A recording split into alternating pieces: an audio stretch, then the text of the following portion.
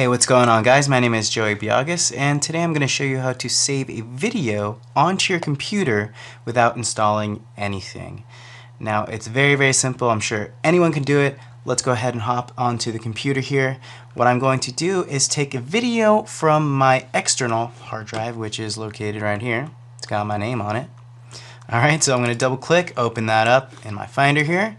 I'm going to just quickly locate my video. Okay, under movies, screen recording, here we go. Okay, that's a video of me and my friend. Now, all I have to do is, if I move over this window here, if I click and drag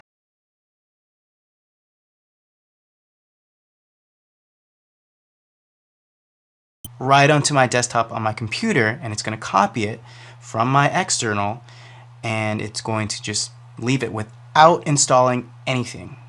Pretty simple, right? So let go, and voila, there it is. There's the video. I can even hit play and it'll start playing, even though it'll be really small. But we can also open it up into in QuickTime and whatnot and view it bigger.